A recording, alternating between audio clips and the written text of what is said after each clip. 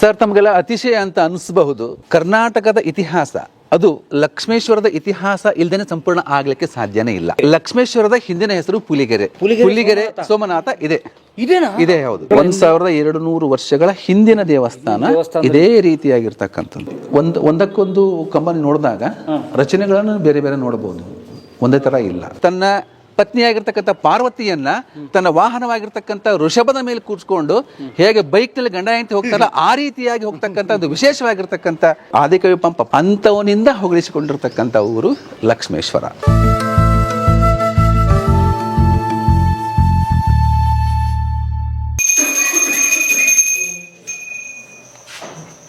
ಸ್ನೇಹಿತರೆ, ಆತ್ಮೀಯರೇ, ನಮಸ್ಕಾರ. ನಿಮ್ಗೆಲ್ರಿಗೂ ಆತ್ಮೀಯವಾದ ಸ್ವಾಗತ. ಲಕ್ಷ್ಮೇಶ್ವರ ಗದಗ ಜಿಲ್ಲೆಯ ಒಂದು ಪ್ರಮುಖವಾದ ಒಂದು ತಾಲೂಕು ಕೇಂದ್ರ ಲಕ್ಷ್ಮೇಶ್ವರ. ಅಷ್ಟು ಮಾತ್ರ ಅಲ್ಲ ಸ್ನೇಹಿತರೆ, ಲಕ್ಷ್ಮೇಶ್ವರ ಐತಿಹಾಸಿಕವಾಗಿ ಬಹಳನೇ ಪ್ರಮುಖವಾದಂಥ ಊರು. ಅನೇಕ ಐತಿಹಾಸಿಕವಾದಂತಹ ನಾವೆಲ್ಲರೂ ನೋಡಲೇಬೇಕಾದಂಥ ಅನೇಕ ದೇವಾಲಯಗಳಿದ್ದಾವೆ. ಆದರೆ ಇವೆಲ್ಲವುಗಳ ಬಗ್ಗೆ ನಾವು ಕಲಾ ಮಾಧ್ಯಮದಲ್ಲಿ ಒಂದು ಐತಿಹಾಸಿಕ ದಾಖಲೆ ಮಾಡೋಣ, ಒಂದು ಐತಿಹಾಸಿಕವಾದಂಥ ಒಂದು ವಿಡಿಯೋ ಸರಣಿಯನ್ನು ಮಾಡಿ ನಿಮ್ಗೆಲ್ಲರೂ ಕೊಡೋಣ ಅಂತ ನಮ್ಮ ಉದ್ದೇಶ. ನಾನು ಪುಂಡ್ಲಿಕ್ ಸರ್ ಬಂದಿದ್ದೀವಿ. ಜೊತೆಗೆ ನಮ್ಮ ಲಕ್ಷ್ಮೇಶ್ವರದ ಹೊಸ ಗೆಳೆಯರು ಆದಂತಹ ನಮ್ಮ ಈಶ್ವರ್ ಸರ್ ಇದ್ದಾರೆ. ಹೈಸ್ಕೂಲ್ ಶಿಕ್ಷಕರು. ಸರ್ ನಮಸ್ತೆ, ಕಲಾ ಮಾಧ್ಯಮಕ್ಕೆ ಸ್ವಾಗತ ತಮಗೆ. ಅನಂತರಾಜ್ ಮಿಣಜಿಗೆ ಅವರಿದ್ದಾರೆ, ಇಲ್ಲಿನ ನಮ್ಮ ಆತ್ಮೀಯ ಗೆಳೆಯರು. ಸರ್, ತಮಗೆಲ್ಲ ಅತಿಶಯ ಅಂತ ಅನಿಸಬಹುದು. ಕರ್ನಾಟಕದ ಇತಿಹಾಸ ಅದು ಲಕ್ಷ್ಮೇಶ್ವರದ ಇತಿಹಾಸ ಇಲ್ದೇನೆ ಸಂಪೂರ್ಣ ಆಗ್ಲಿಕ್ಕೆ ಸಾಧ್ಯನೇ ಇಲ್ಲ. ಇದು ನಮ್ಗೆ ಅತಿಶಯ ಅಂತ ಅನಿಸ್ಬಹುದು. ಐತಿಹಾಸಿಕವಾಗಿ, ಸಾಹಿತ್ಯಿಕವಾಗಿ, ಸಾಂಸ್ಕೃತಿಕವಾಗಿ ನೀವು ಪುಲಿಗೆರೆಯನ್ನ ಬಿಟ್ಟು ಕರ್ನಾಟಕ ಇತಿಹಾಸ ಬರಲಿಕ್ಕೆ ಸಾಧ್ಯ ಇಲ್ಲ. ಲಕ್ಷ್ಮೇಶ್ವರದ ಹಿಂದಿನ ಹೆಸರು ಪುಲಿಗೆರೆ. ಪುಲಿಗೆರೆ ಸೋಮನಾಥ ಇದೆ ಹೌದು. Puligere Somanatha, exactly sir. ಪುಲಿಗೆರೆ ಸೋಮನಾಥ ಇದೇ ಸ್ವಯಂಭೂ ಸೋಮನಾಥ. ಇಡೀ ಜಗತ್ತಿನಲ್ಲಿ ಈ ತರದ ಮೂರ್ತಿ ನೀವೆಲ್ಲೂ ಕಾಣಲಿಕ್ಕೆ ಸಾಧ್ಯನೇ ಇಲ್ಲ. ಶಿವ ಈಶ್ವರ ಎಲ್ಲಾ ಕಡೆ ಲಿಂಗು ಸ್ವರೂಪಿಯಾಗಿ ನಾವು ನೋಡ್ತೀವಿ. ಆದ್ರೆ ಇಲ್ಲಿ ಸ್ವತಃ ಶಿವ ತನ್ನ ಪತ್ನಿಯಾಗಿರ್ತಕ್ಕಂಥ ಪಾರ್ವತಿಯನ್ನ ತನ್ನ ವಾಹನವಾಗಿರ್ತಕ್ಕಂಥ ಋಷಭದ ಮೇಲೆ ಕೂರಿಸ್ಕೊಂಡು ಹೇಗೆ ಬೈಕ್ ನಲ್ಲಿ ಗಂಡ ಹೆಂಡತಿ ಹೋಗ್ತಾರಲ್ಲ ಆ ರೀತಿಯಾಗಿ ಹೋಗ್ತಕ್ಕಂಥ ಒಂದು ವಿಶೇಷವಾಗಿರ್ತಕ್ಕಂಥ ಮೂರ್ತಿ.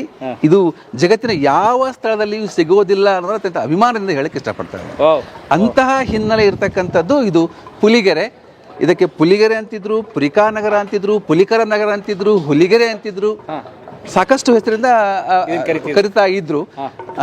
ಇತಿಹಾಸ ಆಳಕ್ಕೆ ಹೋದ್ರೆ ಸುಮಾರು ನಾವು ಇದನ್ನ 6ನೇ ಶತಮಾನದ ಲಭ್ಯ ದಾಖಲೆಗಳ ಪ್ರಕಾರ, ಲಭ್ಯ ಶಾಸ್ತ್ರಗಳ ಪ್ರಕಾರ 6ನೇ ಶತಮಾನದಲ್ಲಿ ಇಮ್ಮಡಿ ಪುಲಿಕೇಶಿಯಿಂದನ ನಾವು ಇದನ್ನು ನೋಡ್ಕೊತಾ ಬರ್ತೀವಿ.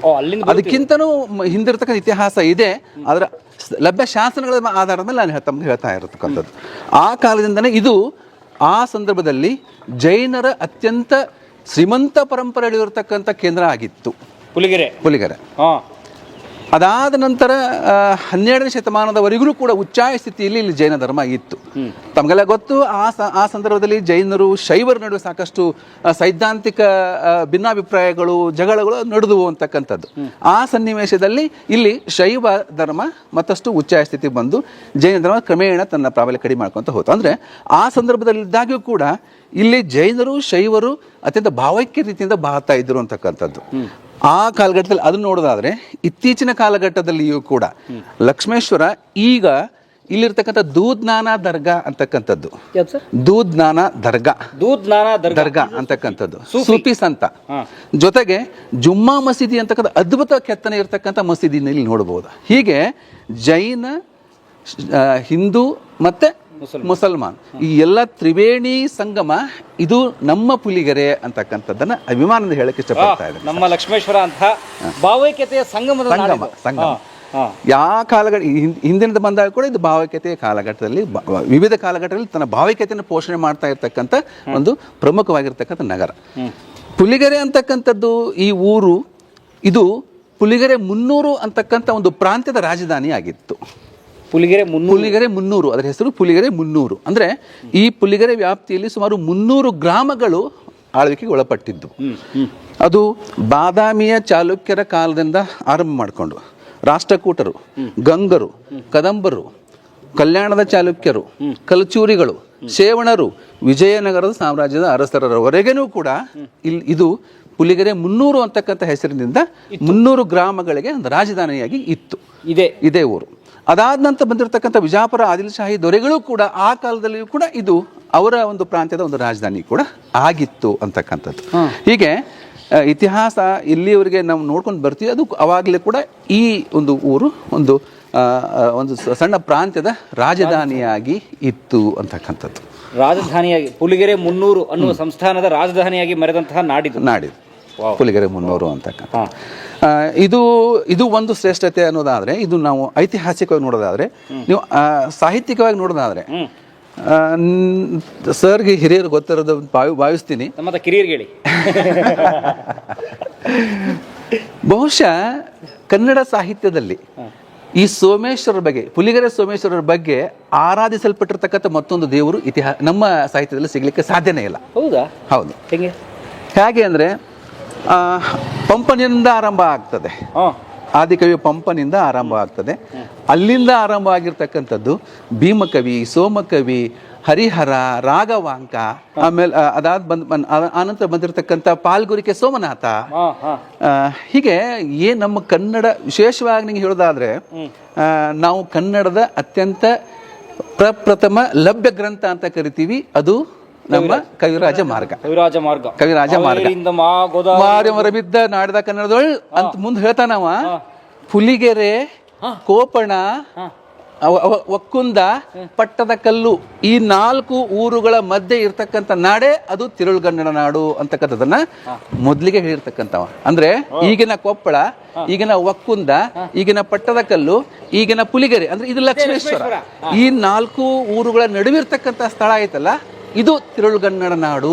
ಇದೇ ನಾಡು ತಿರುಳುಗನ್ನಡ ನಾಡು ಅಂತಕ್ಕಂಥದ್ದನ್ನ ಕವಿರಾಜ ಮಾರ್ಗದಲ್ಲಿ ನಾವು 814ರಲ್ಲಿ, ಕ್ರಿಸ್ತಶಕ 814ರಲ್ಲಿ ನಾವು ಇದನ್ನು ಕೇಳಿರ್ಬೋದು. 9ನೇ ಶತಮಾನ ಆರಂಭದಲ್ಲಿ 100 ವರ್ಷಗಳ ಹಿಂದೆನೆ ಇದರ ಶ್ರೇಷ್ಠತೆಯನ್ನು ಸಾರಿರ್ತಕ್ಕಂಥದ್ದು. ಅಂದ್ರೆ ನೀವು ಇದರ ಮಹತ್ವನ ಅರ್ಥ ಮಾಡ್ಕೋಬಹುದು. ಅಲ್ಲಿಗೆ ನಿಲ್ಲೋದಿಲ್ಲ. ಮುಂದೆ ಕ್ರಿಸ್ತಶಕ 925 ಸುಮಾರಿಗೆ ಪಂಪ ತನ್ನ ವಿಕ್ರಮಾರ್ಜುನ ವಿಜಯವನ್ನು ಎದುರೋಗ ರಚನೆ ಮಾಡೀನಿ ಅಂತ ಹೇಳ್ಬೇಕಾದ್ರೆ ಅತ್ಯಂತ ಗರ್ವದಿಂದ ಹೇಳ್ತಾನ, ಸಹಜದ ಪುಲಿಗೆರೆಯ ತಿರುಳುಗನ್ನಡ ನುಡಿಯಲ್ಲಿ ನಾನು ನನ್ನ ವಿಕ್ರಮಾರ್ಜುನ ವಿಜಯವನ್ನು ಬರಿತೀನಿ ಅಂತಕ್ಕಂಥದ್ದು ಮಾತ್ರ. ಸಹಜದ ಪುಲಿಗೆರೆಯ ತಿರುಳುಗನ್ನಡ ನಾಡು, ಸಹಜವಾಗಿರ್ತಕ್ಕಂಥ ತಿರುಳುಗನ್ನಡ ನಾಡು. ತಿರುಳುಗನ್ನಡ ಯಾವುದು? ಪುಲಿಗೆರೆ ಭಾಷೆ. ಆ ಭಾಷೆಯಲ್ಲಿ ನಾನು ವಿಕ್ರಮಾರ್ಜುನ ಬರಿತೀನಿ ಅಂತಕ್ಕಂಥದ್ದನ್ನ ಘೋಷಣೆ ಮಾಡ್ತಾನೆ. ಅಂದ್ರೆ ನಾವೆಲ್ಲ ಆದಿಕವಿ ಪಂಪನ ಆದಿಕವಿ ಅಂತ ಒಪ್ಕೊಂಡು ಬಿಟ್ಟಿದ್ದೀವಿ. ಅಂಥವನಿಂದ ಹೊಗಳಿಸಿಕೊಂಡಿರ್ತಕ್ಕಂಥ ಊರು ಲಕ್ಷ್ಮೇಶ್ವರ. ಇನ್ನೂ ಪುಲಿಗೆರೆ ಇನ್ನೂ ಮುಂದುವರೆದು ಹೇಳೋದಂತಂದ್ರೆ, ಇಲ್ಲಿರ್ತಕ್ಕಂಥ ಈ ಸೋಮೇಶ್ವರ ದೇವಸ್ಥಾನಕ್ಕಿಂತನೂ ಹಿಂದಿರ್ತಕ್ಕಂಥದ್ದು, ಸುಮಾರು 7ರಿಂದ 8ನೇ ಶತಮಾನದಲ್ಲಿ ಕಟ್ಟಲ್ಪಟ್ಟಿರ್ತಕ್ಕಂಥದ್ದು, ಉಲ್ಲೇಖಿಸಲ್ಪಟ್ಟಿರ್ತಕ್ಕಂಥದ್ದು ಶಂಖಬಸದಿ ಅಂತ ಇದೆ. ನಂತರ ನಾವು ಅಲ್ಲಿ ಹೋಗೋಣ. 7-8ನೇ ಶತಮಾನದಲ್ಲಿ ನಿರ್ಮಾಣ ಆಗಿರ್ತಕ್ಕಂಥದ್ದು, ಚಾಲುಕ್ಯರ ದೊರೆಯಾಗಿರ್ತಕ್ಕಂಥ ಇಮ್ಮಡಿ ಪುಲಕೇಶಿಯಿಂದ ನಿರ್ಮಾಣ ಆಗಿರ್ತಕ್ಕಂಥದ್ದು. ಆ ಶಂಖಬಸದಿಯಲ್ಲಿ ಸ್ವತಃ ಪಂಪ ಕೂತ್ಕೊಂಡು ತನ್ನ ಆದಿಪುರಾಣವನ್ನು ಬರೆದ ಅಂತಕ್ಕಂಥದ್ದು ಕೂಡ ಉಲ್ಲೇಖ ಇರ್ತಕ್ಕಂಥದ್ದು. ಆದಿಕವಿ ಪಂಪ, ಕನ್ನಡದ ಹೆಮ್ಮೆಯ ಕವಿ ಪಂಪ ಆದಿಪುರಾಣವನ್ನು ಬರೆದಂತಹ ಜಾಗ ಈ ಊರಿನಲ್ಲಿರ್ತಕ್ಕಂಥ ಶಂಖಬಸದಿ. ಪಂಪನ ನಾಡಿನಲ್ಲಿ ನಿಂತಿದ್ದೀವಿ ನಾವು. 100% ಇದು ಪಂಪನ ನಾಡು. ರೋಮಾಂಚನ ಆಗ್ತದೆ ನೋಡಿ. ಪಂಪನ ನಾಡು ಸುಮಾರು 1100ರಿಂದ 1200 ವರ್ಷಗಳ ಹಿಂದೆ ಪಂಪ ಓಡಾಡಿದ ನಾಡಿನಲ್ಲಿ ನಿಂತು ಈ ಊರಿನ ಚರಿತ್ರೆಯನ್ನು ಹೇಳಕ್ಕೆ ನಮ್ಗೆ ಸಾರಿದ್ದಾರೆ. ನಮ್ಗೆ ಇದಕ್ಕಿಂತ ಸೌಭಾಗ್ಯದಿಂದ ನಾವೆಲ್ಲ ತಿಳ್ಕೊಬೇಕು ಈ ಇತಿಹಾಸನ. ಖಂಡಿತ ನೋಡಿ. ಆಮೇಲೆ ಮತ್ತೆ ಇನ್ನು ಸರಿ, ಲಕ್ಷ್ಮೇಶ್ವರ ಇನ್ನೂ ಸ್ವಲ್ಪ ಮುಂದೆ ಹೇಳ್ಬೇಕಾಗತ್ತೆ ಅಂತಂದ್ರೆ, ಪುಲಿಗೆರೆ ಅಂತಕ್ಕಂಥದ್ದು ಲಕ್ಷ್ಮೇಶ್ವರ ಹೇಗಾಯ್ತು ಅನ್ನೋದ್ರ ಬಗ್ಗೆ. ಪುಲಿಗೆರೆ, ಪುರಿಕಾನಗರ, ಆಗ್ಲೇ ಹೇಳಿದೆ ನಾನು ನಿಮ್ಗೆ, ಇಷ್ಟೆಲ್ಲ ಹೆಸರಿಂದ ಕರೆಯಲ್ಪಡ್ತಿತ್ತು ಅಂತಕ್ಕಂಥ. ಪುಲಿಗೆರೆ, ಪುಲಿ ಅಂದ್ರೆ ಹುಲಿ, ಕೆರೆ ಅಂದ್ರೆ ಗೆರೆ ಅಂದ್ರೆ ಊರಿಗೆ, ಗ್ರಾಮಕ್ಕೆ ಕೆರೆ ಅಂತಕ್ಕಂಥದ್ದು ಇಲ್ಲಿ ಕರಿತಕ್ಕಂಥ ರೀತಿ. ನಮ್ ಕಡೆ ಕೆರೆ ಅಂತಾರೆ ಆ ರೀತಿ. ಹುಲಿಗೆರೆ ಅಂದ್ರೆ ಹುಲಿಗಳ ನಾಡಾಗಿತ್ತು. ನಾವು ಇದು 2 ರೀತಿಯಿಂದ ಅರ್ಥೈಸ್ಕೊಳ್ಬಹುದು. ಹುಲಿಗಳು ಇದ್ದು ಅಂತಕ್ಕ ಒಂದಾದ್ರೆ, ಇಲ್ಲಿರ್ತಕ್ಕ ಜನ ಹುಲಿಗಳ ರೀತಿಯಲ್ಲಿ ಇದ್ರು, ಆ ರೀತಿಯಾಗಿ ವೀರರಿದ್ರು ಇಲ್ಲೇ ಅನ್ನೋದನ್ನ ಅದು ಉಲ್ಲೇಖಿಸಲ್ಪಡ್ತದೆ ಅಂತಕ್ಕಂಥ ಪುಲಿಗೆರೆ ಅಂತಕ್ಕಂಥದ್ದು ಮಾತ್ರ. ಸರಿ, ತಮ್ಗೆ ಹೇಳ್ತಿದ್ದೆ ಲಕ್ಷ್ಮೇಶ್ವರ ಹೇಗಾಯ್ತು ಅಂತಕ್ಕಂಥದ್ದು.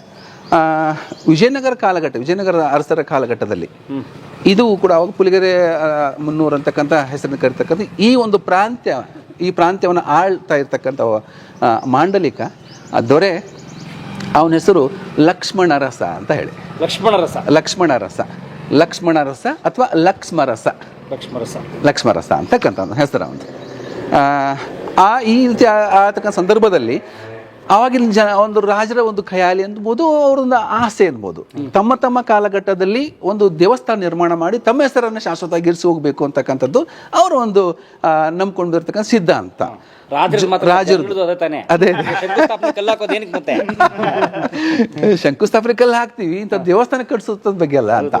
ಜೊತೆಗೆ ಅವ್ರು ಏನ್ ಮಾಡ್ತಿದ್ರು ಮತ್ತೊಂದು ಅಂದ್ರೆ, ಅಲ್ಲಿ ತಮ್ಮ ಇಷ್ಟ ದೇವರನ್ನ ಪ್ರತಿಷ್ಠಾಪನೆ ಮಾಡಿ ತಮ್ಮ ಹೆಸರನ್ನ ಅದಕ್ಕೆ ಇರ್ತಕ್ಕಂಥದ್ದು ಕೂಡ ಆ ಸಂದರ್ಭದಲ್ಲಿ ಇತ್ತು. ಹೌದೌದು ಅಂತ ಆ ರೀತಿ ಇತ್ತು. ಅಂದ್ರೆ ಅವಾಗ ಜನ ಅವ್ರ ರಾಜರನ್ನೇ ದೇವರು ಅನ್ನೋ ರೀತಿಯಲ್ಲಿ ನೋಡ್ತಾರೆ, ದೇವತಾಹ ಅಂತ ಆ ರೀತಿ ನಾವು ಉಲ್ಲೇಖ ಇರ್ತದೆ. ಆ ರೀತಿಯಾಗಿ ಹೀಗೆ ಲಕ್ಷ್ಮೇಶ್ವರದೊಳಗೆ ಅವಾಗ ಪುಲಿಗೆರೆಯೊಳಗ ಪುಲಿಗೆರೆ ಅಂತಿದ್ವಲ್ಲ, ಪುಲಿಗೆರೆಯೊಳಗ ಅವ್ರು ಇಲ್ಲಿ ಒಂದು ದೇವಸ್ಥಾನ ಕಟ್ಟಿಸ್ತಾರ. ಅಲ್ಲಿ ದೇವಸ್ಥಾನ ಈಗಲೂ ಇದೆ, ಬಹಳ ಅದ್ಭುತವಾದ ದೇವಸ್ಥಾನ ಇದೆ. ಅದನ್ನು ನೋಡ್ಬೋದು, ಅದು ನೋಡ್ತೀರಿ ಸರ್, ಆಮೇಲೆ ಆ ನಂತರ ನೋಡ್ತೀರಿ. ಆ ದೇವಸ್ಥಾನವನ್ನು ಕಟ್ಟಿಸಿ ಅಲ್ಲಿ ಅದು ಶಿವಲಿಂಗ ಸ್ಥಾಪನೆ ಮಾಡ್ತಾನೆ. ಅವ ಶೈವರ ಅನುಯಾಯಿ. ಅಲ್ಲಿ ಆ ದೇವಸ್ಥಾನ ಕಟ್ಟಿಸಿ ಅಲ್ಲೇ ಆ ದೇವಸ್ಥಾನಕ್ಕೆ ತನ್ನ ಹೆಸರನ್ನು ಇಡ್ತಾನೆ. ಲಕ್ಷ್ಮಣಲಿಂಗ ದೇವಸ್ಥಾನ ಅಂತ ಕರೀತಾನೆ. ಲಕ್ಷ್ಮಣಲಿಂಗ ದೇವಸ್ಥಾನ, ಲಕ್ಷ್ಮಣರಸ ದೇವಸ್ಥಾನ, ಲಕ್ಷ್ಮಣೇಶ್ವರ ದೇವಸ್ಥಾನ ಅಂತ ಕರೀತಾರೆ. ಆ ದೇವಸ್ಥಾನ ಹೆಸರು ಲಕ್ಷ್ಮಣೇಶ್ವರ ದೇವಸ್ಥಾನ. ಕಾಲಕ್ರಮೇಣ ಆ ದೇವಸ್ಥಾನ ಹೆಸರೇ ಊರಿನ ಜನ ಆಡ್ಕೋಕ್ ಸ್ಟಾರ್ಟ್ ಮಾಡ್ತಾರೆ. ಲಕ್ಷ್ಮೇಶ್ವರ ಅಂತ, ಲಕ್ಷ್ಮಣೇಶ್ವರ ಅಂತ ಅದು ಅಪಭ್ರಂಶ ಆಗಿ ಮುಂದೆ ಅದು ಲಕ್ಷ್ಮೇಶ್ವರ ಆಯಿತು ಅಂತಕ್ಕಂಥದ್ದು ಉಲ್ಲೇಖ. ಅಂದ್ರೆ ಲಕ್ಷ್ಮಣೇಶ್ವರ ದೇವಸ್ಥಾನದಿಂದ ಅದು ಇತಿಹಾಸ ಪ್ರಸಿದ್ಧವಾಗಿರ್ತಕ್ಕಂಥ ದೇವಸ್ಥಾನ, ಅಷ್ಟೇ ಸುಂದರವಾಗಿರ್ತಕ್ಕಂಥ ದೇವಸ್ಥಾನ. ಆ ದೇವಸ್ಥಾನದ ಹೆಸರಿನಿಂದ ಈ ಊರನ್ನ ಗುರುತಿಸ್ತಕ್ಕಂಥ ಸಂದರ್ಭ ಹೆಚ್ಚಾಗಿತ್ತು. ಆ ಕಾರಣಕ್ಕಾಗಿ ಅದು ಲಕ್ಷ್ಮಣೇಶ್ವರ ಅಂತಕ್ಕಂಥ ಹೆಸರು ಕಾಲಕ್ರಮೇಣ ಲಕ್ಷ್ಮೇಶ್ವರ ಅಂತ ಆಯಿತು. ಈಗ ನೀವು ಪದ ಉಲ್ಲೇಖ ಮಾಡಿ ನೋಡಿದಾಗ ಲಕ್ಷ್ಮೇಶ್ವರ ಅಂತ ಅರ್ಥನೇ ಇಲ್ಲ. ಒಂದು ಲಕ್ಷ್ಮೀಶ್ವರ ಆಗ್ಬೇಕು, ಲಕ್ಷ್ಮಿ ಪ್ಲಸ್ ಈಶ್ವರ, ಲಕ್ಷ್ಮೀಶ್ವರ ಆಗ್ಬೇಕಾಗಿತ್ತು. ಲಕ್ಷ್ಮೇಶ್ವರ ಅಂದ್ರೆ ಲಕ್ಷ್ಮೇ ಅಂತ ಅರ್ಥನೇ ಇಲ್ಲ. ಇದು ಆಗಿರೋದು ಈ ಕಾರಣಕ್ಕಾಗಿ. ಲಕ್ಷ್ಮಣೇಶ್ವರ ಅದು ಅಪಭ್ರಂಶ, ಕಾಲಕ್ರಮೇಣ ಮಾತಾಡಿ ಅದು ಲಕ್ಷ್ಮೇಶ್ವರ ಅಂತ ಆಯಿತು ಅಂತಕ್ಕಂಥದ್ದು ಈ ಊರಿಗೆ ಬಂದಿರತಕ್ಕಂಥ ಒಂದು ಹೆಸರಿನ ಹಿನ್ನೆಲೆ. ದಾಖಲೆ ಇದೆ ಸರ್, ದಾಖಲೆಗಳಿದಾವು. ಈ ದೇವಸ್ಥಾನ, ಈ ಊರಿನ ಬಗ್ಗೆ ಸುಮಾರು 100ಕ್ಕೂ ಹೆಚ್ಚು ಶಾಸನಗಳು ಇದಾವು. ಈ ದೇವಸ್ಥಾನ 54 ಶಾಸನಗಳು ಈ ದೇವಸ್ಥಾನಕ್ಕಾಗೇ ಅದಾವು. 54 ಶಾಸನಗಳು ಅದಾವ ಈ ದೇವಸ್ಥಾನದ ಬಗ್ಗೆ ಅದಾವ. ಈ ಊರಿನ ಬಗ್ಗೆ 100ಕ್ಕೂ ಹೆಚ್ಚು ಶಾಸನಗಳು ಅದಾವ ಈ ಊರಿನ ಬಗ್ಗೆನೆ. ಅವುಗಳ ಬಗ್ಗೆ ಎಲ್ಲ ಈ ಸಂಶೋಧಕರು ರಿಸರ್ಚ್ ಬಹಳಷ್ಟು ರಿಸರ್ಚ್ಗಳು ಆಗಿದ್ದಾವೆ ಸರ್. ಆ ರೀತಿ ಕೆಲವು ಪುಸ್ತಕಗಳು ಬಂದಿದ್ದಾವು. ಎಲ್ಲಿ ಇವರಿಗಂದ್ರೆ MM ಕಲಬುರ್ಗಿ ಅಂತವರು, S ಶೆಟ್ಟರ್ ಅಂತವರು, ಪ್ರೊಫೆಸರ್ ಸದಾನಂದ ಕನವಳ್ಳಿ ಅಂತವರು, ಪ್ರೊಫೆಸರ್ CB ಕಿರಮನಿ ಅಂತವರು, ಇಷ್ಟೆಲ್ಲ ಹಿರಿಯರು ಸೇರಿಕೊಂಡು ಅದೊಂತ ಆ ರೀತಿಯಾಗಿ ಸಂಶೋಧನೆ ನಿರಂತರ ಮಾಡ್ಕೊಂಡು ಬಂದಿದ್ದಾರೆ. ಇದು ಯಾವ ದೇವಸ್ಥಾನ? ಶ್ರೀ ಸೋಮೇಶ್ವರ ದೇವಸ್ಥಾನ. ಓಕೆ, ಒಳಗಡೆ ಹೋಗೋಣ. ಬರ್ರಿ. ಸೋಮೇಶ್ವರ ದೇವಸ್ಥಾನ, ಬನ್ನಿ. ಇದು ಸೋಮೇಶ್ವರ ದೇವಸ್ಥಾನ ಅನ್ನೋದಕ್ಕಿಂತ ಇದು ಸೋಮೇಶ್ವರ ದೇವಸ್ಥಾನಗಳ ಸಮುಚ್ಚಯ. It's a complex of temples. ಇಲ್ಲಿ ಸುಮಾರು 9ಕ್ಕೂ ಹೆಚ್ಚು ದೇವಸ್ಥಾನಗಳು, ಉಪದೇವಸ್ಥಾನಗಳು ಇದಾವೆ. ಇದೇ ಒಂದು ಕಾಂಪ್ಲೆಕ್ಸ್ನಲ್ಲಿ. ಅದು ಮೂಲ ಇರ್ತಕ್ಕಂಥದ್ದು ಸೋಮೇಶ್ವರ ದೇವಸ್ಥಾನ ಅಂತ ಹೇಳಿ. ಇಲ್ಲಿ ಸೋಮೇಶ್ವರ ಮೂಲ ದೇವಸ್ಥಾನ. ಸುತ್ತಮುತ್ತಲ ಇವು ಗಣೇಶ, ಈ ರೀತಿ ವೀರಭದ್ರ, ಈ ರೀತಿ ಇರತಕ್ಕಂಥ ದೇವಸ್ಥಾನಗಳು ನಾವು ಸುತ್ತಲೂ ಕೂಡ ಸಣ್ಣ ಸಣ್ಣ ದೇವಸ್ಥಾನ ನೋಡ್ತೀವಿ. ಶಾಸನಗಳಿಲ್ಲ, ಆದರೆ ಏನು ಕೃತಿಗಳಲ್ಲಿ ನಾವು ನೋಡ್ಕೋತೀವಿ. ಹರಿಹರನ ಕೃತಿಗಳಾಗಿರ್ಬೋದು, ರಾಘವಾಂಕನ ಕೃತಿಗಳಾಗಿರ್ಬೋದು, ಆದಯ್ಯನ ಕೃತಿಗಳಾಗಿರ್ಬೋದು, ಅಲ್ಲೇ ಕಂಡುಕೊಂಡಿರ್ತಕ್ಕಂಥದ್ದು ಅಂದರೆ ಇದು ಮೂಲತಃ ಒಂದು ಜೈನ ಬಸದಿ ಒಂದು ಕಾಲದಲ್ಲಿ. ಹೌದು, ಸುರಹೊನ್ನೆ ಬಸದಿ ಅಂತ ಇದರ ಹೆಸರು. ಸುರಹೊನ್ನೆ ಬಸದಿ, ಅದು ಬಸದಿಯಿಂದ ನಂತರ ಇದು ಶೈವರು ಇದನ್ನು ಅವರ ಉಚ್ಚಾಯ ಘಟ್ಟದಲ್ಲಿ ಇದು ಸುರಹೊನ್ನೆ ಬಸದಿ ಹೋಗಿ ಸೋಮೇಶ್ವರ ದೇವಸ್ಥಾನ ಆಯಿತು ಅಂತ. ಇಲ್ಲಿ ಆದಯ್ಯ ಅಂತ ನೀವು ಈ ದಾರಿಯಿಂದ ಬಂದ್ರಲ್ಲ, ಅಲ್ಲಿ ಒಂದು ಸರ್ಕಲ್ ಅದ, ಅದು ಆದಯ್ಯ ಸರ್ಕಲ್ ಅಂತ ಕರೀತಾರೆ. ಮುಂದೆ ಲಾರಿ ಕಾಣಿಸದ ಅಲ್ಲೇ ಚೌಕಕ್ಕೆ ಆದಯ್ಯ ಸರ್ಕಲ್, ಆದಯ್ಯ ವೃತ್ತ. ಕವಿ ಅವರು ಆದಿಕವಿ, ಬಸವಣ್ಣನ ಹಿರಿಯ ಸಮಕಾಲೀನರು, 12ನೇ ಶತಮಾನದಲ್ಲಿರ್ತಕ್ಕಂಥ ಆದಿಕವಿ, ವಚನಕಾರರು, ವ್ಯಾಪಾರಿ. ಅವರು ಮೂಲತಃ ಈಗಿನ ಗುಜರಾತ್ನ ಸೌರಾಷ್ಟ್ರದಿಂದ ಮೂಲತಃ ಅಲ್ಲಿ ಇರೋರು. ಅವ್ರು ಇಲ್ಲಿ ಮುತ್ತುರತ್ನ ವ್ಯಾಪಾರ ಮಾಡ್ಲಿಕ್ಕೆ ಬರ್ತಿರ್ತಾರೆ. ಒಬ್ಬ ಶ್ರೇಷ್ಠಿ ಅಂತ ಕರಿತೀವಿ ನಾವು. ಶ್ರೇಷ್ಠಿ ಅಂದ್ರೆ ಅವ್ರಿಗೆ ವರ್ತಕರ ಶೆಟ್ಟಿ. ಅವ್ರು ಇಲ್ಲೇ ಮುತ್ತುರತ್ನ ವ್ಯಾಪಾರ ಮಾಡಕ್ಕೆ ಬಂದಿರ್ತಾರೆ. ಇಲ್ಲಿ ಬಂದಿರತಕ್ಕ ಸಂದರ್ಭದಲ್ಲಿ ಇಲ್ಲೇ ಇದು ಕೂಡ ಮಾರ್ಕೆಟ್ ಒಂದು ಸ್ಥಳ ಅದ, ಹೋಜೇಶ್ವರ ದೇವಸ್ಥಾನ ಅಂತ ಕರಿತೀವಿ. ಇವಾಗ ಅದಕ್ಕೆ ವಾಚೇಶ್ವರ ದೇವಸ್ಥಾನ ಅಂತ ಹೇಳ್ತಾರೆ. ಅಲ್ಲಿ ಅವರು ತಂಗಿ ಉಳ್ಕೋತಿರ್ತಾರೆ, ಉಳ್ಕೊಂಡೆಲ್ಲ ಇರ್ತಾರೆ. ಆ ಸಂದರ್ಭದಲ್ಲಿ ಇಲ್ಲಿರ್ತಕ್ಕಂಥ ಒಬ್ಬ ಜೈನ ಕನ್ಯೆ ಪದ್ಮಾವತಿಯನ್ನು ಅವ್ರು ನೋಡ್ತಾರೆ. ಇವಾಗ ನಾವು ಹೇಳ್ತೀವಿ ಲವ್ ಎಟ್ ಫಸ್ಟ್ ಸೈಟ್ ಅಂತ ಹೇಳಿ, ಅದು ಆ ಕಾಲಘಟ್ಟದಲ್ಲಿ 11ನೇ ಶತಮಾನದಲ್ಲಿ ಅದು ಘಟಿಸ್ತು. ಶೈವ ಧರ್ಮೀಯನಾಗಿರ್ತಕ್ಕಂಥ ಆದಯ್ಯ ಜೈನ ಧರ್ಮೀಯ ಪಾರಿಸ ಶೆಟ್ಟಿ ಅಂತಕ್ಕಂಥ ವ್ಯಕ್ತಿಯ ಮಗಳಾಗಿರ್ತಕ್ಕಂಥ ಶೆಟ್ಟಿಯ ಮಗಳಾಗಿರ್ತಕ್ಕಂಥ ಪದ್ಮಾವತಿಯನ್ನು ನೋಡ್ತಾರೆ. ನೋಡಿ ಅವರಲ್ಲಿ ಒಬ್ಬರೊಬ್ಬ ಅನುರಾಗ ಉಂಟಾಗ್ತದೆ, ಮದುವೆ ಮಾಡೋ ಮಟ್ಟಕ್ಕೂ ಹೋಗ್ತಾರೆ. ಆ ಸಂದರ್ಭದಲ್ಲಿ ಎರಡೂ ಧರ್ಮಗಳಲ್ಲಿ ಅತ್ಯಂತ ಪ್ರಬಲವಾಗಿರ್ತಕ್ಕಂಥ ವೈರುಧ್ಯಗಳು ಇರ್ತಾವೆ. 12ನೇ ಶತಮಾನ ಪ್ರಾರಂಭದಲ್ಲಿ. ಅದಕ್ಕೆ ಪಾರಿಸ ಶೆಟ್ಟಿ ಬಹಳಷ್ಟು ವಿರುದ್ಧ ಮಾಡಿದಾಗ ಕೂಡ ಅವಳು ಇಲ್ಲ, ನಾನು ಮದುವೆ ಆದರೆ ಅವನನ್ನೇ ಅಂತ ಅವಳು ಮದುವೆ ಆಗ್ತಾಳೆ. ಮದುವೆ ಆದಾಗ ಅವನು ಅವಳನ್ನು, ನಾನು ಆಗಲೇ ಹೇಳ್ದಲ್ಲ, ಹೋಬೇಶ್ವರ ದೇವಸ್ಥಾನ ಅಂತ ಕರೀತಾರೆ, ಉಲ್ಲೇಖ ಐತಿ. ಹೋಜೇಶ್ವರ, ಇವಾಗ ಅದು ವಾಚೇಶ್ವರ ದೇವಸ್ಥಾನ ಐತಿ. ಅಲ್ಲಿ ಅವಳಿಗೆ ಶೈವ ದೀಕ್ಷೆಯನ್ನು ಕೊಡ್ತಾನೆ. ಜೈನ ಧರ್ಮೀಯರಾಗಿರ್ತಕ್ಕಂಥ ಪದ್ಮಾವತಿ ಅಲ್ಲಿ ಶೈವ ಧರ್ಮವನ್ನು ಸ್ವೀಕಾರ ಮಾಡ್ತಾಳೆ. ಹೀಗಿದ್ದಾಗ ಈ ಆದಯ್ಯ ತನ್ನ ಮಾವನ ಮನೆಯಲ್ಲೇ ಇರ್ತಾನೆ, ಪಾರಿಸ ಶೆಟ್ಟಿ ಮನೆಯೊಳಗೆ ಇರ್ತಾನೆ. ಒಂದು ಹಂತದಲ್ಲಿ ಇಬ್ಬರ ನಡುವೆ ಒಂದು ವಾದ ಆಗತ್ತೆ, ಯಾವ ಧರ್ಮ ಶ್ರೇಷ್ಠ ಅನ್ನೋದ್ರ ಬಗ್ಗೆ ಕೆಲವೊಂದಿಷ್ಟು ಆ ಸಂದರ್ಭದಲ್ಲಿ ಅವರ ತಿಳುವಳಿಕೆ ಮಟ್ಟಿಗೆ ವಾದ ಆಗತ್ತೆ. ವಾದ ಆಗಿದಾಗ ಹಂಗಾರೆ ನಿನ್ನ ಈಶ್ವರ, ನಿನ್ನ ಸೋಮೇಶ್ವರ ಬರೋ ಅಂಥ ಮಹಿಮಾ ಪುರುಷನಾಗಿದ್ದರೆ ಅವನು ಇಲ್ಲಿ ಪ್ರತಿಸ್ಥಾಪನೆ ಮಾಡು ಅಂತಕ್ಕಂಥ ಓಪನ್ ಚಾಲೆಂಜನ್ನು ಅವನ ಮಾವನಾಗಿರ್ತಕ್ಕಂಥ ಪಾರಿಸ ಶೆಟ್ಟಿ ಆದಯ್ಯನಿಗೆ ಹಾಕ್ತಾನೆ. ಆ ಕ್ಷಣದಿಂದನೇ ಅವನು ಮತ್ತೆ ಇದಕ್ಕೆ ಹೋಗಿ ಸೌರಾಷ್ಟ್ರಕ್ಕೆ ಹೋಗಿ ಅಲ್ಲಿ ಈ ಒಂದು ಶಿವಲಿಂಗವನ್ನು, ಈ ಒಂದು ಶಿವನ ಮೂರ್ತಿಯನ್ನು ಇಲ್ಲಿ ತೆಗೆದುಕೊಂಡು ಪ್ರತಿಸ್ಥಾಪನೆ ಮಾಡಿದ ಅಂತಕ್ಕಂಥದ್ದು ಪ್ರತೀತಿ. ಆ ರೀತಿಯಾಗಿ ಇದು ಜೈನ ಬಸದಿ ಆಗಿತ್ತಲ್ಲ, ಅದು ಈಗ ಶೈವ ದೇವಸ್ಥಾನವಾಗಿ ಪರಿವರ್ತನೆ ಆಯಿತು ಅಂತಕ್ಕಂಥ ಸೋಮೇಶ್ವರ. ಹಾಗಾದ್ರೆ ಸೋಮೇಶ್ವರ ಅನ್ನೋದಕ್ಕೂ ಕೂಡ ಏನು ಒಂದು ಕಾರಣ. ಸೋಮೇಶ್ವರ ಅಂದ್ರೆ ಏನು ನಮ್ಗೆ ಗೊತ್ತು. ನಾವು ಸಹಜವಾಗಿ ನಾವೇನು ಮಾಡ್ತೀವಿ, ಸೋಮ ಅಂದ್ರೆ ಚಂದ್ರ ಪ್ಲಸ್ ಈಶ್ವರ ದರ್ಶನವ ಅಂತ, ಇದು ಒಂದು ಅರ್ಥ. ಬಟ್ ಇಲ್ಲಿರ್ತಕ್ಕಂಥ ಸೋಮೇಶ್ವರ ಅದಲ್ಲ, ಆ ರೀತಿಯ ಅರ್ಥವನ್ನು ಹೊಂದಿಲ್ಲ. ಸೋಮೇಶ್ವರನ ಪದವನ್ನು ವಿಂಗಡಣೆ ಮಾಡಿದಾಗ ಸ ಪ್ಲಸ್ ಉಮಾ ಪ್ಲಸ್ ಈಶ್ವರ. ಸ ಅಂದ್ರೆ ಜೊತೆಯಾಗಿ, ಸ ಪತ್ನಿ ಸಮೇತ ಅಂತ ಕರಿತೀವಲ್ಲ ಹಾಗೆ ಜೊತೆಯಾಗಿ ಅಂದಂಗ.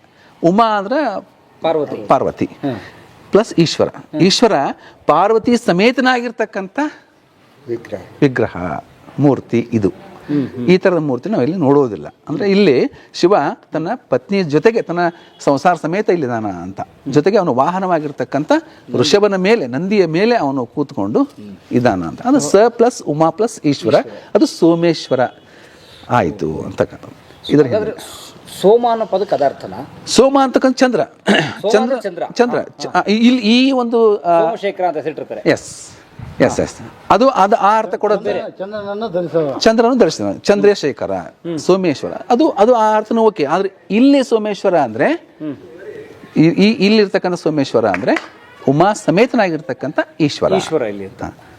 ಅದು ಪದ ವಿಂಗಡಣೆ ಮಾಡಿದ್ರು ಕರೆಕ್ಟ್ ಆಗತ್ತೆ. ಸ ಪ್ಲಸ್ ಉಮಾ ಪ್ಲಸ್ ಈಶ್ವರ ಸೋಮೇಶ್ವರ, ಅದು ಪದ ವಿಂಗಡಣೆ ಮಾಡಿದಾಗ ಕೂಡ ಕರೆಕ್ಟ್ ಬರ್ತದೆ, ಅದೇ ಬರ್ತದೆ.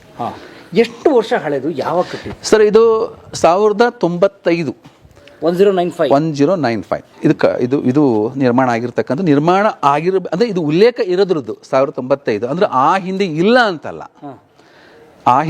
ಅಂತಲ್ಲ, ಶಾಸನಗಳ ಆಧಾರದ ಮೇಲೆ 1095ರಲ್ಲಿ ಇದರ ಉಲ್ಲೇಖ ಇದೆ. ನಾವು ಅದ್ರ ಹಿಂದೆ ಇಲ್ಲ ಅಂತ ಅನ್ನಕ್ಕಾಗಲ್ಲ.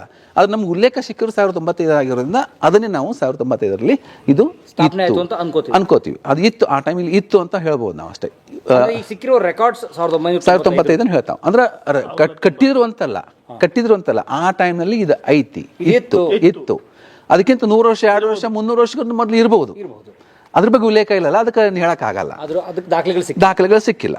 ಶಾಸನಗಳು ಹೇಳೋ ಪ್ರಕಾರ 1095 ಕಾಲಘಟ್ಟದಲ್ಲಿ ಶಾಸನಗಳಾಗಿರ್ಬೋದು, ನಾಗಲೇ ಕೆಲವು ಸಾಹಿತಿಗಳು ಉಲ್ಲೇಖ ಮಾಡಿದೆ, ಅವ ಸಾಹಿತ್ಯಗಳಲ್ಲಿ ಉಲ್ಲೇಖ ಮಾಡಿರೋದಾಗಿರ್ಬೋದು, ಅವರೆಲ್ಲವೂ ಕೂಡ ಆ ಒಂದು ಟೈಮನ್ನು ಏನು ಮಾಡ್ತಾವೆ, ಪುರಾವೆಯನ್ನು ಒದಗಿಸಿಕೊಡ್ತಾವೆ. 1095 ಕಾಲಘಟ್ಟದಲ್ಲಿ ಈ ದೇವಸ್ಥಾನ ಇತ್ತು ಅನ್ನೋದ್ರ ಬಗ್ಗೆ. ಅಂದ್ರೆ ಸರಿಸುಮಾರು ಇದು 1200 200 ವರ್ಷಗಳ ಹಿಂದೆ 1200 ವರ್ಷಗಳ 1200 ವರ್ಷಗಳ ಹಿಂದಿನ ದೇವಸ್ಥಾನ ಇದೇ ರೀತಿಯಾಗಿರ್ತಕ್ಕಂಥದ್ದು. ಏನು ಸರ್ ಇದು 1200 ವರ್ಷದ ಹಿಂದಿಂದ ಇದು? ಓ ಮೈ ಗಾಡ್. ಸರಿ, ಆಗಲೇ ಈಗ ನಮ್ಮ ತುಳಸಿ ಮೀರು ಒಂದು ಹೇಳಿ ಇಲ್ಲಿ ಇದನ್ನ ಯಾಕೆ ಈ ಥರ ಅನ್ನೋದ್ರ ಬಗ್ಗೆ ಒಂದು ಮಾತು ಹೇಳಿದರು. ನಿಮ್ಗೆ ನೀವು ಕೆಲವೊಂದು ಕಡೆ ಮೊನ್ನೆ ಪೇಪರ್ ನೋಡಿದ್ರೆ ನೀವು ಬೆಂಗಳೂರೊಳಗೆ ನಿಮ್ಮ ಗಂಗಾಧರೇಶ್ವರ ದೇವಸ್ಥಾನದೊಳಗೆ ಬೀಳ್ತಾವಲ್ಲ ಅಂತ ಹೇಳ್ತಾರಲ್ಲ, ಆ ರೀತಿಯಾಗಿ ಈ ದೇವಸ್ಥಾನದ ಹೇಳ್ಬೇಕಂದ್ರೆ ಇದು ಮೇ ತಿಂಗಳ 25ರಿಂದ 27 ಒಂದಿನ ಆಚೆ ಈಚೆ ಆಗತ್ತೆ. ಮೇ ತಿಂಗಳು ಕೊನೆಯ ವಾರ ಅಂದ್ಕೊಂಡ್ಬಿಡ್ರಿ. ಆ ಸಂದರ್ಭದಲ್ಲಿ ಸೂರ್ಯನ ಪ್ರಥಮ ಕಿರಣ ಇಷ್ಟೆಲ್ಲಗಳನ್ನು ಭೇದಿಸ್ಕೊಂಡು ಗರ್ಭಗುಡಿಯಲ್ಲಿರ್ತಕ್ಕಂಥ ಆ ಸೋಮೇಶ್ವರನ ಪಾದವನ್ನು ತಲುಪ್ತಾವೆ. ಪ್ರತಿ ವರ್ಷ 3 ದಿನಗಳ ಕಾಲ ಅದನ್ನು ನಾವು ಕಣ್ತುಂಬ ನೋಡ್ಕೊತೀವಿ. 3 ದಿವಸಗಳ ಕಾಲ. ಗವಿಗಂಗಾಧರೇಶ್ವರದಲ್ಲಿ ಏನಾಗುತ್ತೆ, ಕೆಲವು ಗಂಟೆಗಳು ಮಾತ್ರ ಪಾಸ್ ಆಗ್ಬಿಡುತ್ತೆ. 3 ದಿವಸ ಮೀನ್ಸ್ ಸೂರ್ಯನ ಬೆಳಿಗ್ಗೆ ಪ್ರಥಮ ಕಿರಣ ಅಷ್ಟೇ, ಇಡೀ ದಿವಸ ಇರಲ್ಲ. ಸೂರ್ಯ ಚಲಿಸ್ಬಿಡ್ತಲ್ಲ. ಆ ಸೂರ್ಯೋದಯದ ಕಾಲದಲ್ಲಿ ಒಂದೇ ಮೊದಲ ಕಿರಣಗಳನ್ನು ನೇರವಾಗಿ ಸೋಮೇಶ್ವರನ ಪಾದವನ್ನು ತಲುಪತಕ್ಕಂಥದ್ದು ವಿಶೇಷವಾಗಿರ್ತಕ್ಕಂಥದ್ದು. ಅಂದ್ರೆ ಕೊನೆ ವಾರದಲ್ಲಿ ಬೆಳಗಿನ ಜಾವ ಬಂದ್ರೆ ಸೂರ್ಯೋದಯ ಕಾಲದ ಬಂದಪ್ಪ ಅಂದ್ರೆ ನೋಡಬಹುದು, ಅದ್ಭುತ ದೃಶ್ಯ ನೋಡ್ಕೋಬಹುದು. ಪ್ರತಿ ವರ್ಷ ನಾವು ಚಿಕ್ಕಂದಿನ ನೋಡ್ಕೊಂಡ್ ಬಂದೀವಿ, ನೋಡ್ಕೊಂತ ಇದೀವಿ. ಅದನ್ನ ನಮ್ಗೆ ಇನ್ನೂ ಅದ್ರ ಬಗ್ಗೆ ಏನೂ ಚೇಂಜ್ ಅನ್ಸೇ ಇಲ್ಲ. ಮುಂದೆ ಎಂತಹ ಬಿಲ್ಡಿಂಗ್ ಆದ್ರೂ ಕೂಡ ಮೋಸ್ಟ್ಲಿ ಅದನ್ನೇನು ತೊಂದರೆ ಮಾಡಕ್ ಸಾಧ್ಯನೇ ಇಲ್ಲ. ಅಂದ್ರೆ ಆಗಿನ ವಾಸ್ತುಶಿಲ್ಪ ಅದಷ್ಟರ ಮಟ್ಟಿಗೆ ತನ್ನ ನೈಪುಣ್ಯತೆಯನ್ನು ಪಡೆದಿತ್ತು ಅನ್ನೋದ್ರ ಬಗ್ಗೆ ನಾವು ಪವಾಡ ಅದು ಬೇರೆ ಆ ಸೈಡ್ ಇಟ್ಬಿಡೋಣ. ನಮ್ಮ ಜನರ ವಾಸ್ತುಶಿಲ್ಪದ ತಜ್ಞ ಅವ್ರ ತಂತ್ರ ನಿಪುಣತೆ ಇತ್ತಲ್ಲ, ನೈಪುಣ್ಯತೆ ಅಂತಲ್ಲ, ಅದ್ಭುತವಾದ ಈ ಸಂದರ್ಭಕ್ಕೆ ಇಂಥ ಟೈಮ್ಗೆ ಇಲ್ಲಿ ನಾವು ಸ್ಥಾಪನೆ ಮಾಡಿದ ಈ ಥರ ತೊಂದರೆ ಆಗುತ್ತಲ್ಲ ಅನ್ನೋದ್ರ ಬಗ್ಗೆ ಅದ್ಭುತ ಸರ್. ಬನ್ನಿ ನಾವು ಸೋಮೇಶ್ವರನ ದರ್ಶನ ಮಾಡಿ ಆಮೇಲೆ ವಾಸ್ತುಶಿಲ್ಪ ಬಗ್ಗೆ ಸರ್ ಹೇಳ್ತಾರೆ. ಸೋಮೇಶ್ವರ ಪೂಜಾರರ ಶ್ರೀಮತಿಯವರು ಅಲ್ಲ, ಸೋಮೇಶ್ವರ ದೇವಸ್ಥಾನದ ಶ್ರೀಮತಿಯವರು ಸಮೀರಾಚಾರ್ಯ ಅಂತಂದು ಅವರು ಸ್ವಲ್ಪ ಹುಷಾರಿಲ್ಲರಿ ಅವ್ರಿಗೆ, ಅವರು ಶ್ರೀಮತಿಯವರು. ಚೆನ್ನಾಗಿದ್ದೀರಾ? ಏನಾಯ್ತು ತಮ್ಮ ಯಜಮಾನ್ರಿ? ಜ್ವರ?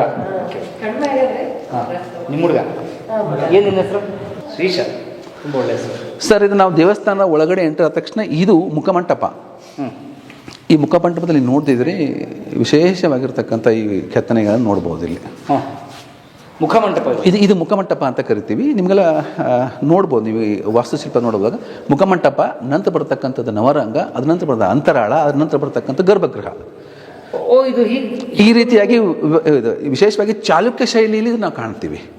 ಚಾಲುಕ್ಯ ಶೈಲಿಯಲ್ಲಿ ಈ ರೀತಿ ವಿಭಜನೆಯನ್ನು ನೋಡ್ತೀವಿ. ದೇವಸ್ಥಾನದ ಒಳಗಿರ್ತಕ್ಕಂಥದ್ದು ಮುಖ್ಯ ಮೂರ್ತಿ ಇರ್ತಕ್ಕಂಥದ್ದು ಅದು ಗರ್ಭಗೃಹ, ನಂತರ ಬರ್ತಕ್ಕಂಥದ್ದು ಅಂತರಾಳ, ಅನಂತರ ಬರ್ತಕ್ಕಂಥ ನವರಂಗ, ಅದಾದ ನಂತರ ಬರ್ತಕ್ಕಂಥ ಇದಕ್ಕೆ ನಾವು ಮುಖಮಂಟಪ ಅಂತ ಕರಿತೀವಿ.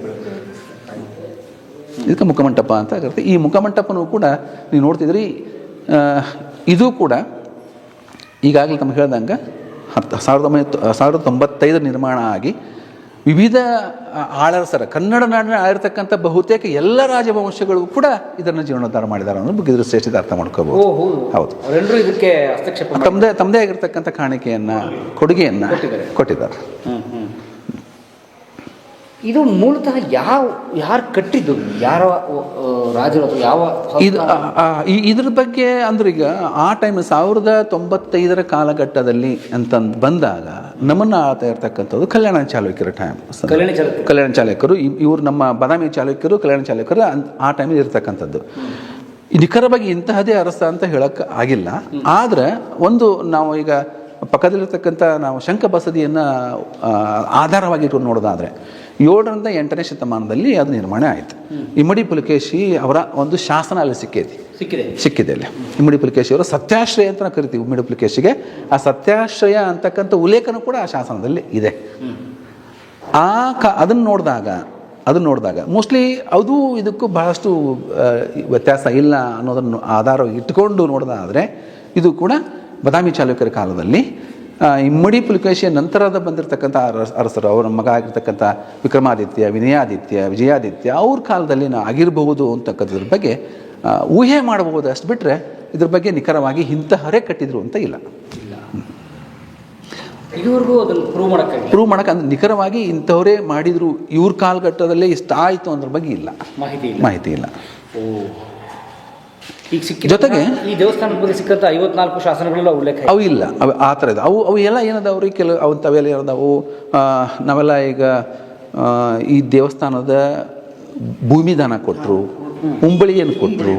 ಆಮೇಲೆ ವಾಸ್ತು ಅದು ಸಾರಿ ಮಾಸ್ತಿಕಲ್ಲು ವೀರಗಲ್ಲು ಅಂತಲೇ ಕರಿತೀವಿ ನಾವು, ಉಲ್ಲೇಖ ಬರ್ತಾವಲ್ಲ ಮಾಸ್ತಿಕಲ್ಲು ವೀರಗಲ್ಲು ಅಂತೇಳಿ, ಅವುಗಳ ಬಗ್ಗೆ ಆಗಿರ್ಬೋದು ಅಂಥವುಗಳು ಇಲ್ಲಾಗಲೇ ತೋರಿಸ್ತೀನಿ ನಿಮ್ಗೆ, ಅಲ್ಲೆಲ್ಲ ಅದಾವ ಜೋಡಿಸಿಟ್ಟಿದ್ದಾರೆ ಎಲ್ಲವನ್ನ.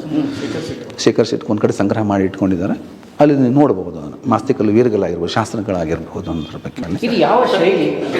ಚಾಲುಕ್ಯ ಶೈಲಿ. ಚಾಲುಕ್ಯ ಶೈಲಿ. ಹೌದು. ಒಂದಕ್ಕೊಂದು ಕಂಬನಿ ನೋಡಿದಾಗ ರಚನೆಗಳನ್ನು ಬೇರೆ ಬೇರೆ ನೋಡ್ಬೋದು, ಒಂದೇ ಥರ ಇಲ್ಲ. ಇಲ್ಲಿದಾಗ ಆ ಕಡೆ ಜೋಡಿ ಯೂಸ್ವಲಿ ಜೋಡಿ ಇರ್ತದೆ, ಇದಂದಾಗ ಆ ಕಡೆ ಇಲ್ಲ, ಈ ಥರ ಇದ್ದ ಹಾಗೆ ಈ ಥರ ಇಲ್ಲ.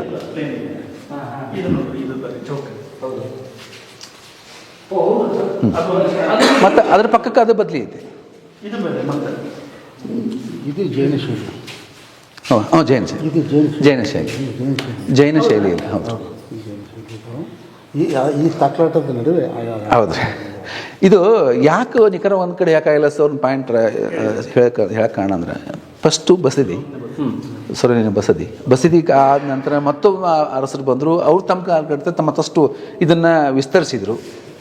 ಮತ್ತೊಬ್ರು ಬಂದರು, ಮತ್ತಷ್ಟು ಅದಕ್ಕೆ ಮತ್ತೊಂದಿಷ್ಟು ಸೇರಿಸಿದ್ರು. ಹೀಗೆ ಅದು ವಿಸ್ತಾರ ಹಾಕುವಂತ ಹೋಯಿತು. ಅಂದರೆ ಒಬ್ಬರಿಗೆ ಒಂದು ಇಡೀ ಒಂದು ದೇವಸ್ಥಾನ ಸಮುಚ್ಚಯ ಒಬ್ಬರ ಕಾಲದಾಗ ಆಗಿಲ್ಲ. ಮೂರು ಶೈಲಿಗಳಿದಾವೆ. ಒಂದು ಈ ಸಮುಚ್ಚಯದಲ್ಲೇ 3 ಶೈಲಿ ಇದೆ. ಹೌದು. ಆಮೇಲೆ ವಿಶೇಷವಾಗಿ ಜೈನ ಬಸದಿ ಅಂದ ತಕ್ಷಣ ಬಸದಿ ಜೈನರದ ಒಂದು ಇದನ್ನು ಬೇರೆ ಆಗ್ತದೆ, ಶೈಲಿಯನ್ನು ಬೇರೆ ಆಗ್ತದೆ. ಅದರಲ್ಲಿ ಕೂಡ ಮತ್ತೆ ಕಲ್ಯಾಣ ಚಾಲುಕ್ಯರು ಬೇರೆ ಆಗ್ತಾರೆ, ನಂತರ ಬಾದಾಮಿ ಚಾಲುಕ್ಯರು ಬೇರೆ ಆಗ್ತಾರೆ, ರಾಷ್ಟ್ರಕೂಟರದ್ದು ಬೇರೆ ಆಗ್ತೀವಿ. ವಿಜಯನಗರ ಅರಸರದು ಅಲ್ಲಿ ನೋಡ್ಬೋದು, ಅದ್ರದ್ದು ಇಲ್ಲೇ ಅದಾವ ಅವ್ರ ಕುರುಗಳು. ಅವರು ಈಗ ನಾವು ಅಲ್ಲೆಲ್ಲ ವಿಜಯನ ಇದ್ರೊಳಗೆ ಹಂಪಿಯೊಳಗೆ ನೋಡ್ತಿರ್ತೀವಲ್ಲ, ಅದೇ ಥರದ ರಚನೆಯನ್ನು ಕೂಡ ಇಲ್ಲಿ ನೋಡ್ತೀವಿ ನಾವು. ಇಲ್ಲಿ ಹಿಂಗೆ ಎಲ್ಲ ಆಳರಸರುಗಳು ಕೂಡ ತಮ್ಮದೇ ಆಗಿರ್ತಕ್ಕಂಥದ್ದು ಕಾಣಿಕೆಯನ್ನು ಕೊಟ್ಕೊಂತ ಹೋಗಿದ್ದಾರೆ. ನೀವು ಬಳ್ಳಿಗಾವಿ ಟೆಂಪಲ್ ನೋಡಿದ್ರೆ? ಇಲ್ಲ ಸರ್, ಬಳ್ಳಿಗಾವಿ ಟೆಂಪಲ್ ಸೇಮ್ ಚಾಲುಕ್ಯರಿಂದ ಹೊಯ್ಸಳರ ಮಠ ನಿರ್ಮಾಣ ಆಗಿದೆ. ಒಟ್ಟು ಈ ಮುಖಮಂಟಪದಲ್ಲಿ 3 ಬಾಗಿಲನ್ನು ನೋಡ್ತೀವಿ ನಾವು. ಒಂದು ಉತ್ತರ, ಇದು ಪೂರ್ವ ಬಾಗಿಲ, ಈ ಕಡೆ ಉತ್ತರ, ಈ ಕಡೆ ಒಂದು ದಕ್ಷಿಣ. ಅದೇ ಥರ ನಾವು ಇಲ್ಲಿ ಮುಂದೆ ಬಂದಾಗಲೂ ಕೂಡ ಬರ್ರಿ, ಮುಖಮಂಟಪದಿಂದ ನಾವೀಗ ನವರಂಗಕ್ಕೆ ಪ್ರವೇಶ ಪಡ್ಕೊಂಡ್ವಿ. ಈ ನವರಂಗಕ್ಕೂ ಕೂಡ 3 ಬಾಗಿಲು ನೋಡ್ತೀವಿ. ಒಂದು ಉತ್ತರ ದ್ವಾರ, ಪೂರ್ವ ದ್ವಾರ, ಪಶ್ಚಿಮ ದ್ವಾರ. ಇಲ್ಲಿ ಬರ್ರಿ, ಒಳಗದು ಬರ್ರಿ, ಅಲಂಕಾರ ಮಾಡಿದ್ದಾರೆ. ಅದರದ್ದು ಫೋಟೋ ಇಲ್ಲಿ ಹೊರಗಡೆ ನೋಡ್ತೀವಿ, ಬೇಕಾದ್ರೆ ತೋರಿಸ್ತೀವಿ ನಿಮ್ಗೆ. ಅಲಂಕಾರ ಇಲ್ಲದೆ ಇರೋದು ಅದ್ರದ್ದು ಇಲ್ಲಿನೂ ಕಾಣಿಸದ, ಇಲ್ಲಿನೂ ಇದೆ ನೋಡ್ರಿ ಅದರ ಪ್ರತಿಕೃತಿ. ವೃಷಭ, ಪರಮೇಶ್ವರ, ಪಾರ್ವತಿ. ಈಗ ಹಂಗೆ ಬೈಕ್ನಾಗ ಗಂಡ ಹೆಂಡತಿ ಕುಟ್ಕೊಂಡು ಹೋಗ್ತಿರ್ತಾರೆ ರೈಡ್ ಮಾಡ್ಕೊಂಡು, ಆ ಥರ ನಿಮ್ಗೆ ಅನಿಸುತ್ತೆ? ಇಲ್ಲ, ಹೌದು, ಹೌದು.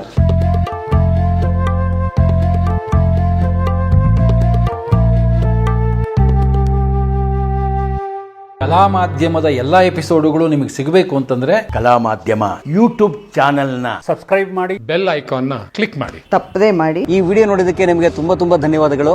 ಪುಸ್ತಕಗಳನ್ನ ಓದು ಮನಸ್ಸನ್ನು ಅರಳಿಸುತ್ತೆ, ಬುದ್ಧಿಯನ್ನು ಚುರುಕು ಮಾಡುತ್ತೆ, ಕಾಣದ ಹೊಸ ಲೋಕವನ್ನು ಪರಿಚಯಿಸುತ್ತೆ. ಹಾಗಾಗಿ ಓದುವ ಸಂಸ್ಕೃತಿ ಹೆಚ್ಚಾಗ್ಲಿ. ಧನ್ಯವಾದ.